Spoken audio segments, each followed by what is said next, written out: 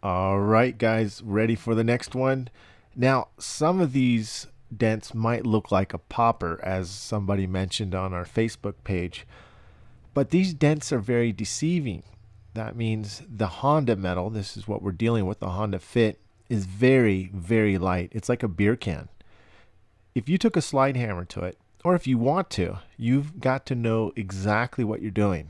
If you slam that metal, you're going to oil can it quicker than you can say, oh my gosh. Okay. You want to take your time in pulling that metal out without really wrinkling it and stretching it. It stretches very, very easy. That's why we're introducing you to the dent dial technique with glue pulling, so you can control every bit of that dent. So let's take a look.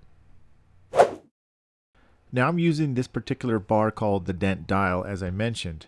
The reason why I chose this is because I can control the dent using a point of leverage. As you see this rubber end right here, I got that piece from Dent Gear. On the other end, I've got a prong that hooks to my glue tabs, and I got that from PDR Finesse.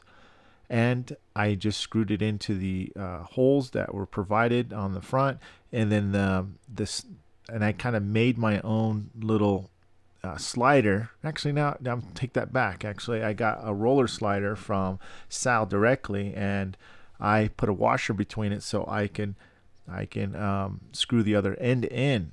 So that's what gave me my pivot, and so I can move it up and down, much like the Anaconda that I'll show you later on as well. But this was done with the dent dial, and I placed it on the edge where the panel's at. That's the strongest point, so I wouldn't dent the metal any further or create any more damage. But I want to control the pull. Now, if you're wondering who this dude is in the video, it's Benoit. He's my past student earlier in 2014, and what he did is he placed that super tab right underneath the crown of that dent, and then he placed another one in the center of the stretched area.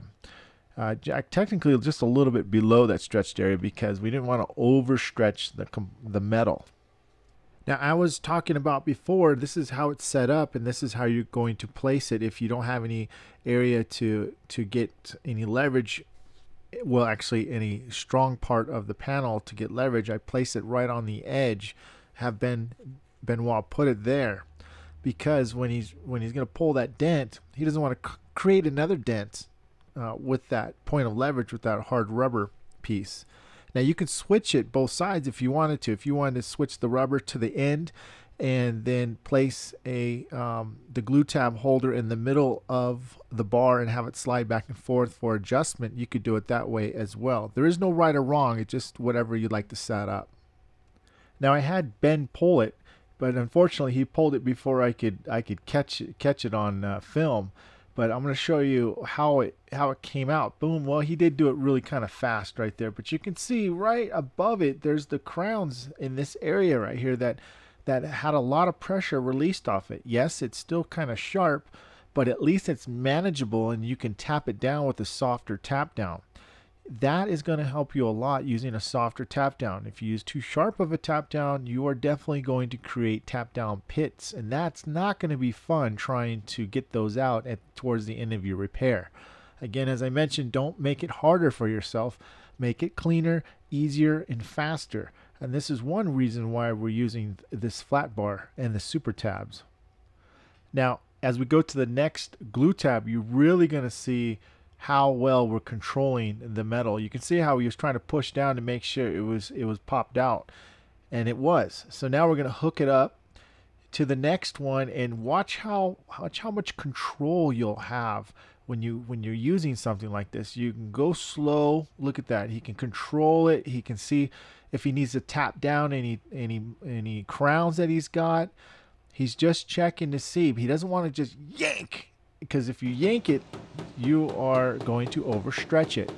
So this is why I like to use the flat bar, and I think you really like the technique, because you can tap down crowns as you're pulling it and kind of get it even. Because if you stretch it too much, In the middle, without releasing the crowns correctly and balancing your dent, what you're going to have is a high spot in the middle. Then when you go to tap it down, it's going to pop back in. And good luck. You're going to have to be one hell of a tech to understand how to learn how to release oil cans. And you probably have a 50-50 chance. So please have some control, be patient, and do a technique similar to this. And there's still a lot of work left on this vehicle, but you know what? It's manageable. It's not crazy lows, because a lot of mistakes is that guys will try to use a soft tip to push out those big fat soft dents, and what happens is that you create little high spots with the soft tip, believe it or not, because it's so light, the metal's so light. So you want to use those Kiko tabs, pull out the majority of the dent with control, see what you got left, tap down the crowns, and then finish it off with whatever tool you desire. In this case, you'll see a few tools that Ben was using. I'm not going to go through every little bit of all the dents. I'm just going to give you a real good idea, and this is what this video is about, is starting dents with glue pulling. That way it gives you a big jump start on your future dents, and hopefully this will help you. And so I'm going to show you a few more as we go. Now, we already talked about using a soft tip. You can see exactly what I mean by using a soft tip. He's tapping down those crowns. He's moving the line board so he can see the sharpest point of where those crowns are hiding. And he's starting from the top of the edge and he's going towards the bottom. Now, don't be alarmed if you make little light lows. I just don't want you to make sharp little lows, a lot of sharp little lows. Those are grueling and they take a long time for you to pinpoint them back out. If you make a little bit of a fat low or semi soft low, then it's going to be a lot easier for you to pinpoint it and get it out. You don't have to spend as much time, use as much force, and be as accurate. You can see it's coming out pretty clean, and he's just constantly cross-checking his reflection.